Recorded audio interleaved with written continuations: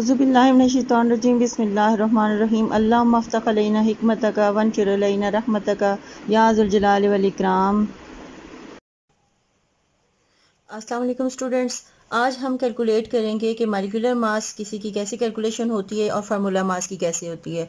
अगर ये दोनों जो है डिफरेंट चीज़ें हैं, जब मैं आपको पिछली वीडियो में समझा चुकी हूँ, लेकिन इनकी कैलकुलेशन का तरीका जो है वो सेम होता है। सिर्फ आपको पता होना चाहिए कि कौन से फार्मूला मास है और कौन सी मॉलिक्यूलर मास है। मॉलिक्यूलर मास का मतलब होता है मास ऑफ मॉलिक्यूल्स, यानी कोवेलेंट कंपाउंड में डिस्क्रीट फॉर्म में मॉलिक्यूल्स होते हैं, वो एक ही मॉलिक्यूल होता है, तो उसकी जब हम मास निकालेंगे कोवेलेंट कंपाउंड की तो वो होगी मॉलिक्यूलर मास। अगर हम फार्मूला मास का मतलब है कि वो मास ऑफ आयनिक कंपाउंड में जो सिंपल रेशो होती है आयंस के बीच में होल नंबर में, उसका जो फार्मूला होता है, फार्मूला यूनिट उसको कहते हैं, तो उसकी जब हम मास निकालेंगे तो उसको फार्मूला मास कहते हैं। अब आपको फार्मूला देख के कैसे पता चलेगा कि ये फार्मूला यूनिट है या मॉलिक्यूलर फार्मूला है, तो उसके लिए आपको मैं एक ट्रिक बता दूं कि आप जो है पीरियोडिक टेबल को सामने रखें, या आपकी बुक का पीरियोडिक टेबल में रखती हूँ। यहाँ पे एक और बात मैं आपको बता दूं कि जो बुक है आपकी, ये मेरे पास पुरानी बुक का वर्जन है, इसमें थोड़ी सी मिस्टेक है कि यहाँ पर जो लिथेनियम है और एक्टिनियम है, ये जो है डी ब्लॉक के ये यहाँ पर होने चाहिए थे, और ये दो एफ ब्लॉक के हैं, इनको यहाँ पर होना चाहिए था। लेकिन ये थोड़ी सी मिस्टेक हो गई है, प्रिंटिंग में हुई है शायद। जो नई बुक्स आई हैं, जी मेरी एडिटर से बात हुई है तो उन्होंने कहा जी जो नई बुक्स आई हैं वहाँ पे हमने ये गलती जो है दूर कर दी है। तो आपने देखना है, अगर आपके पास पुराना वर्जन है तो ये मिस्टेक जो है थोड़ी सी ठीक कर लें।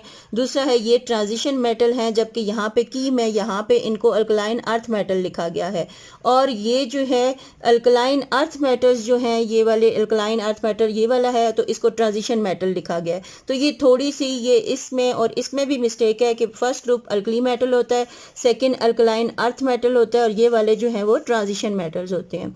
चलें अब हम अपने टॉपिक की तरफ आते हैं कि हमने जो है वो क्या करना है, हम कैसे फाइंड आउट करेंगे कि कौन सा कंपाउंड जो है वो मॉलिक्यूलर है और कौन सा जो है वो आयनिक कंपाउंड है। तो उसमें आपने देखना है कि वो कौन कौन से एलिमेंट से मिलकर बना है।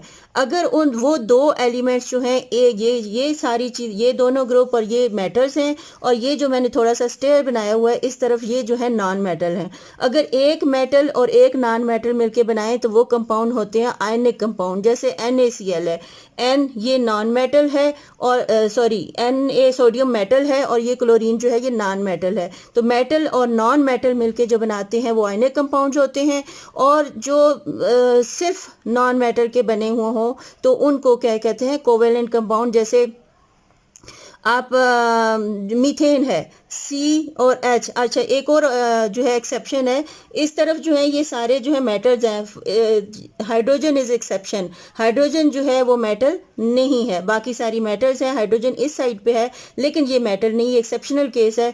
ये मेटल्स हैं सारे, ये नॉन मेटल्स हैं, और हाइड्रोजन भी नॉन मेटल है। अब CH4 मीथेन है, वो हाइड्रोजन से मिलकर बनता है और कार्बन से। कार्बन भी नॉन मेटल, हाइड्रोजन भी नॉन मेटल, तो जो नॉन मेटल जिनसे मिलने से बनेगा वो कौन सा होगा, कोवेलेंट कंपाउंड। तो अब आपको समझ आ जाएगी कि कोवेलेंट, अगर फार्मूला जो है, फार्मूले में जो एलिमेंट्स दिए हुए हैं या एटम दिए हुए हैं वो दोनों जो हैं वो नॉन मेटल्स हैं, तो वो कौन सा होगा, वो मॉलिक्यूलर फार्मूला होगा। अगर फार्मूले के अंदर जो है वो एक जो है मेटल और एक नॉन मेटल हुआ तो वो फार्मूला यूनिट होगा और उसकी फार्मूला मास होगी।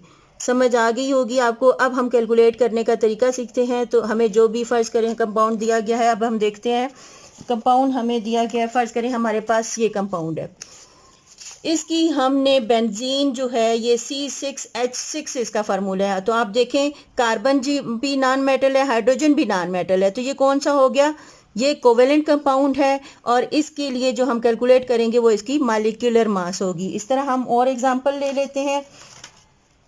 हमारे पास ये आ गया जी, दूसरी एग्जांपल आ गई जी, AlCl3 हमारे पास फार्मूला है। Al जो है वो क्या है जी, एल्युमिनियम मेटल है, और Cl3 क्लोरीन जो है वो नॉन मेटल है। तो मेटल और नॉन मेटल के मिलने से आयनिक कंपाउंड बनता है। तो इसका जब हम मास जो है वो कैलकुलेट करेंगे तो ये फार्मूला मास होगा, ये इसका मॉलिक्यूलर मास होगा और इसका फार्मूला मास होगा।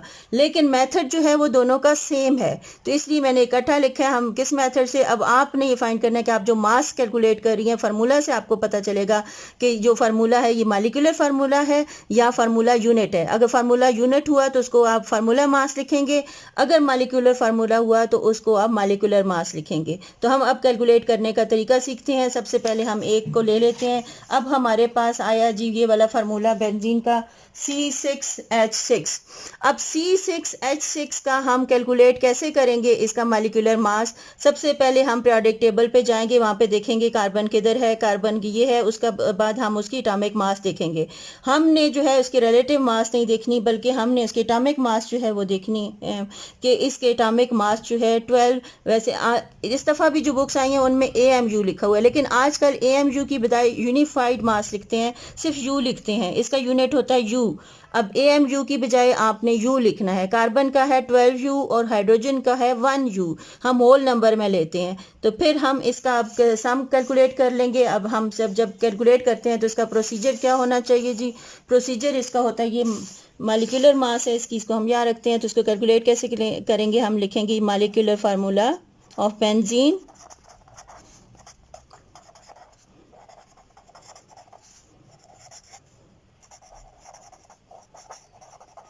कितना है जी। मॉलिक्यूलर फार्मूला ऑफ बेंजीन क्या फार्मूला है जी, C6H6। अब इसमें जो एलिमेंट्स हैं उनके हम सेपरेटली लिखेंगे एटॉमिक मासेस। तो एटॉमिक मास कितना है जी, या mass number, atomic mass of carbon, ये जी यहाँ पे मैंने मेंशन कर दिया 12U है। फिर है जी एटॉमिक मास ऑफ हाइड्रोजन, लिखेंगे हम एटॉमिक मास ऑफ हाइड्रोजन है 1। तो अब आ जाएगा जी molecular mass of benzene,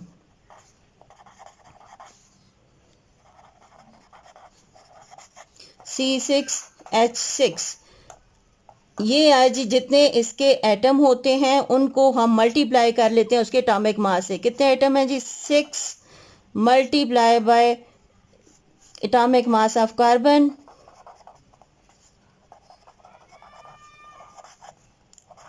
plus hydrogen के देखें वो भी 6 हैं, तो हम लिखेंगे 6 multiply by atomic mass of hydrogen.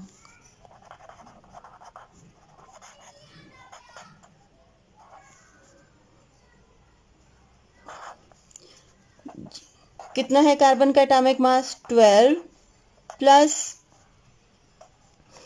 6 atomic mass of hydrogen कितना है, 1। तो अब 6 को 12 से मल्टीप्लाई करें, कितना आएगा, 72 प्लस 6 1 जार 6, 6 2 और 8 और 7, तो 78U हमारे पास मॉलिक्यूलर मास आ जाएगा किसका, बेंजीन का। कितना आ जाएगी जी, 78U। अब यही तरीका, और ये कौन सा था जी, ये किसका, ये क्या है, मॉलिक्यूलर मास। अब हम दूसरी एग्जांपल जो मैंने आपको दी थी AlCl3 की, तो ये क्या होगा जी, ये इसका फार्मूला मास होगा। तो हम फिर लिखेंगे जी यहाँ पर, हम अब इसका फार्मूला मास हम कैलकुलेट कैसे करेंगे, वही सेम तरीका है। अब हम मॉलिक्यूलर मास की बजाय लिखेंगे जी इसका formula, unit formula of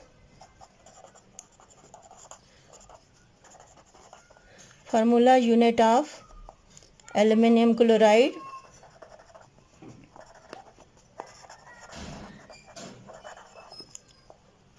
is equal to AlCl3। फिर हम फर्दर इन दोनों एलिमेंट्स के एटॉमिक मासेस लिखेंगे, या मास नंबर जो भी आपके, atomic mass of Al is equal to, मैंने यहाँ पर मेंशन किया है, आपने पीरियोडिक टेबल से देखना है, पीरियोडिक टेबल के ऊपर लिखा हुआ है। तो 27U आ गया। Atomic mass of chlorine 35.5U आ गया। अब हम लिखेंगे फार्मूला मास ऑफ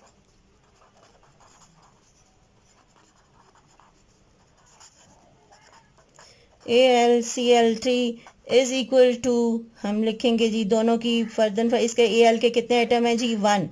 तो वहाँ पे 1 लाजमी लिखें ताकि आपको याद है। 1 इंटू एटॉमिक मास ऑफ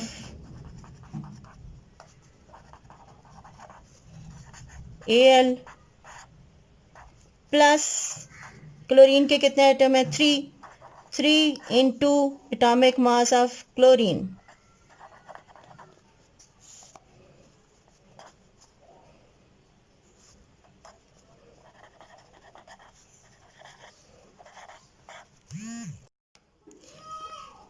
अब आगे जी 1 into atomic mass of aluminium 27U plus 3 into atomic mass of chlorine 35.5U।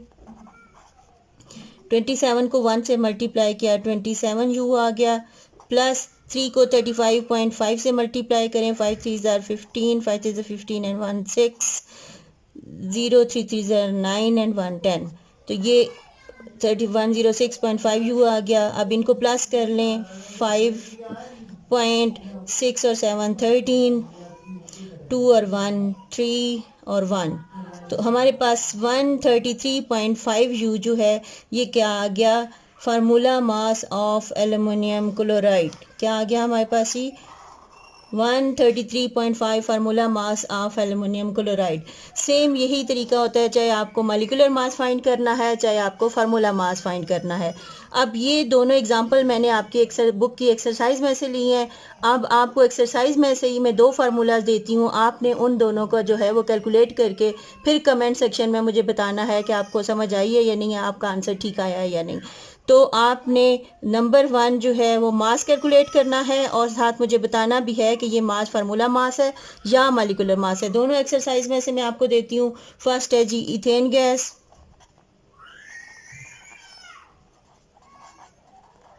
Ethane gas formula है इसका जी C2H6।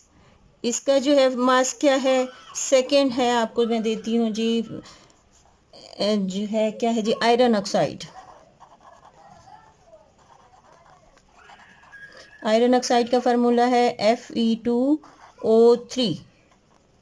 अब आपने साथ ये बताना है जी वो फार्मूला मास है या फिर मॉलिक्यूलर मास है, और दोनों की मासेस आपने कैलकुलेट करनी है। खुश रहिए, खुशियां बांटिए। अल्लाह हाफिज़।